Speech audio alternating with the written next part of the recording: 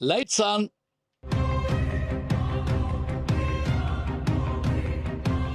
வணக்கம். நான் அடிக்கடி சொல்லுவேன், இந்த பாசம் படத்தில் வரக்கூடிய உலகம் பிறந்தது எனக்காக பாட்டில் ஒரு பிஜிஎம் வரும் முன்னாடி.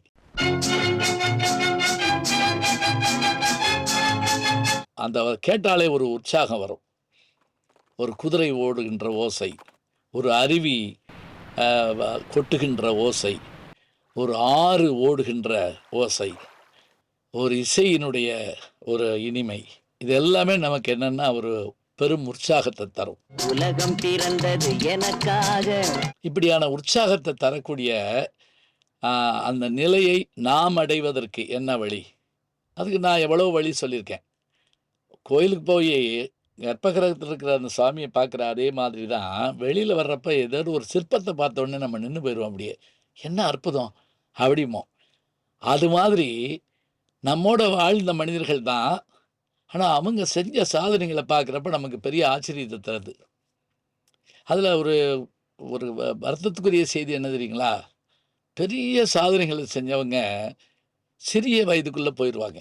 இப்போ நீங்கள் அலெக்சாண்டரே உலகத்தையே கட்டியாண்டாரும்பாங்க, அவருடைய வயது ரொம்ப குறைவான வயது தான்பாங்க. காவடி சிந்து பாடின சென்னிகுல அண்ணாமலை ரெட்டியாருங்க, சென்னி நகர் குல வாசன் அப்படின்னு அந்த சென்னிக்குல நகர் வாசன் பாட்டை இயற்றின அவர் 26 வயதில் தவறிட்டாருங்கிறாங்க. பட்டுக்கோட்டை கல்யாண சுந்தரம் பாட்டுக்கோட்டைன்னு சொல்லலாங்க. இன்னொரு பாட்டில் தமிழ் படத்தை ஆண்டால் 29 வயது.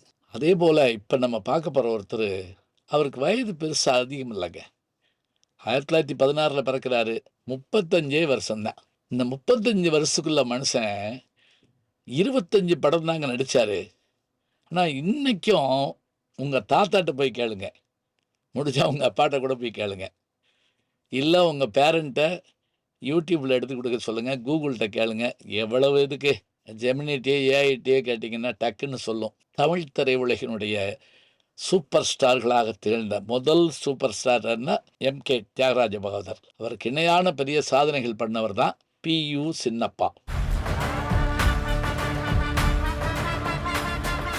புதுக்கோட்டை உலகநாதன் சின்னச்சாமி என்ற சின்னப்பா. இவர் எனக்கு தெரிஞ்சு இவங்கெல்லாம் கலர் படத்தில் நடித்ததே இல்லை.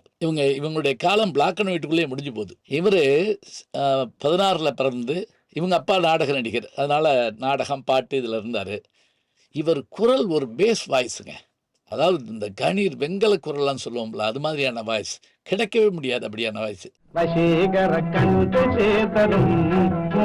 இவர் பாடுறதை பார்த்துட்டு அங்கே புதுக்கோட்டையில் பிரகதாம்பாளுங்கிற அந்த நாடகக்குள்ள கொஞ்ச நாள் அது பாடிக்கிட்டு இருக்காரு. இப்போ தான் மதுரையில் சங்கரதாஸ் சுவாமிகள் இளைஞர்களுக்காக சங்கரதாஸ் சுவாமிகளுடைய நாடகக்குழுவில் பெண்கள் இருக்க மாட்டாங்க. தத்துவ மீனலோசனி வித்வகான சபா, எப்படி பாருங்க, இதில் வர்றாருங்க. இவருடைய குரல் அவ்வளவு இனிமையாக இருக்குது.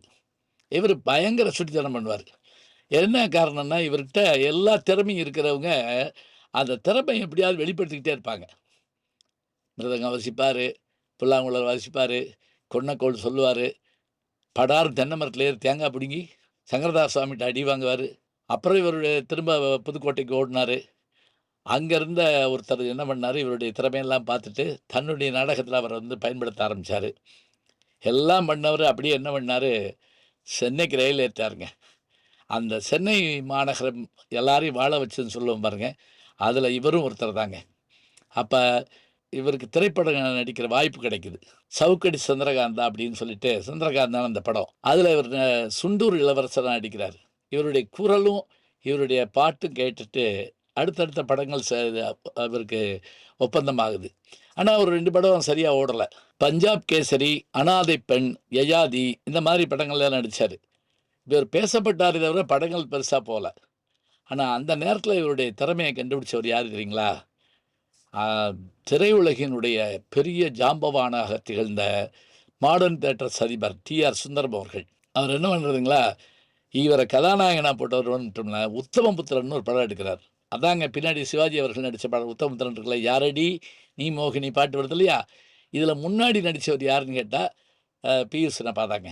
உன்னை கைது செய்ய சொன்ன நாகநாதரின் மூளையே மூளை. 3 வேடமும் நடிச்சிருக்காரு. அதான் ஆச்சரியம். 3 வேடம் நம்ம பின்னாடி சொல்றோம் இல்லையா?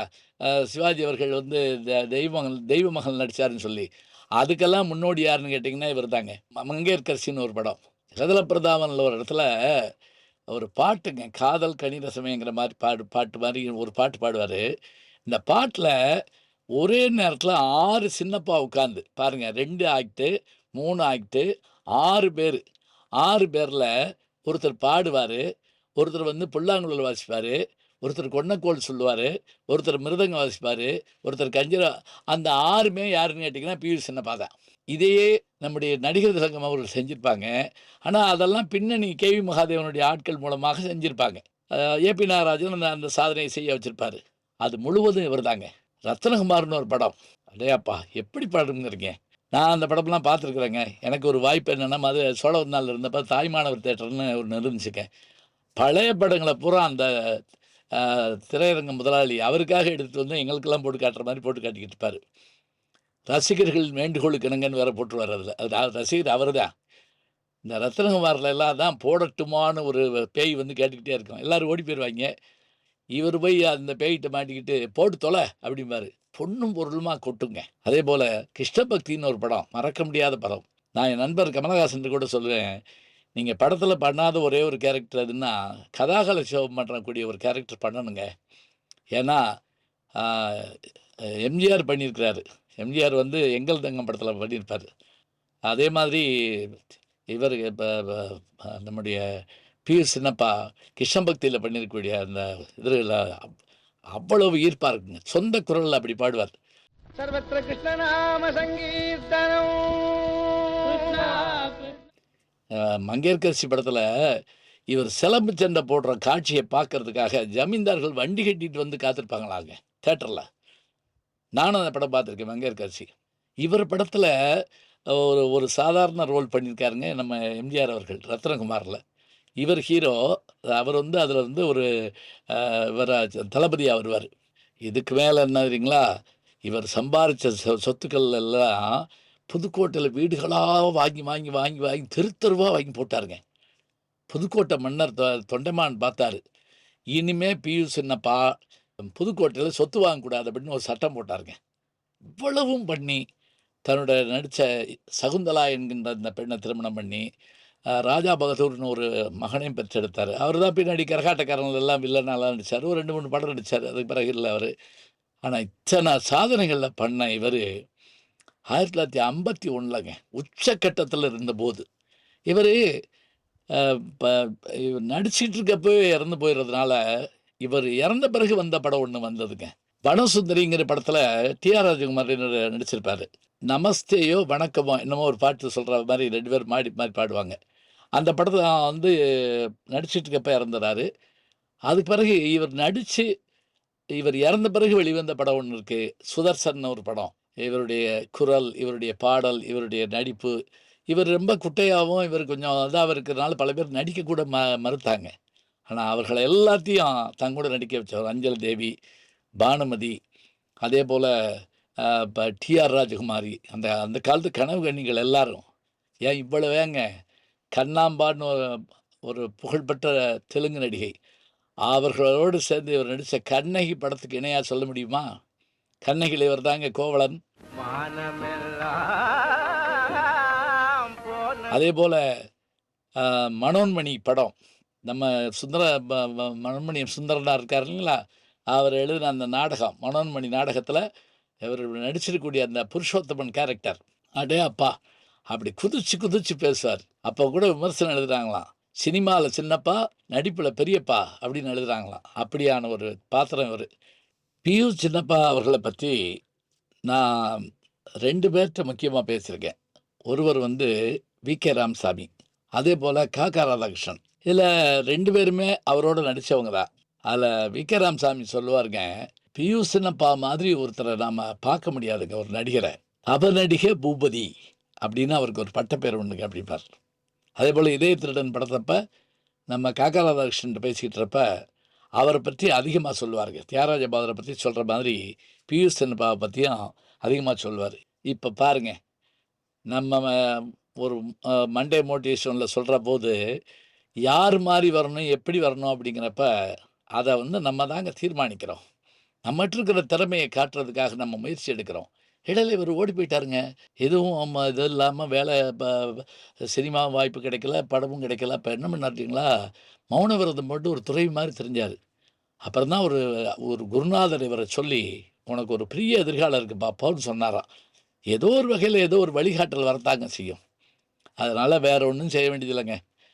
நம்ம மனதுக்குள்ள நாம் சாதிச்சு காட்டுவோங்கிற எண்ணத்தை நாம் கொண்டு வந்துட்டோம்னா, அதற்கான ஒளி எங்கிருந்தோ கிடைக்கும். அதற்கான வழி யார் மூலமாவது கிடைக்கும். வாழ நினைத்தால் வாழலாம், வழியா இல்லை பூமியில். கண்ணாசன் சொன்ன மாதிரி இந்த வார்த்தைகளை வைத்துக் கொள்வோம். வாழ நினைத்தால் வாழலாம், வழியா இல்லை பூமியில். வெற்றி நமக்குத்தான், வாழ்க்கையும் நமக்குத்தான். நல்ல செய்திகளை நாளும் சிந்திப்போம். நாளை சந்திப்போம். வணக்கம். ஜி ஞானசம்பந்தன் யூடியூப் சேனல் பாருங்கள். உங்களை தேடியே உங்கள் வீட்டுக்கு வருது. கேட்காம ஒரு விஷயம் உங்களை தேடி வருது பாருங்கள், அதை பிடிச்சி வச்சுக்கோங்க. நம்முடைய ஜி ஞானசம்பந்தன் யூடியூப் சேனலை தொடர்ந்து எக்ஸலம், இன்ஸ்டாகிராம், ஃபேஸ்புக், வாட்ஸ்அப் என்று அனைத்து தளங்களிலும் நாம் இயங்கிக் கொண்டிருக்கின்றோம். நீங்களும் எங்களோடு வாருங்கள்.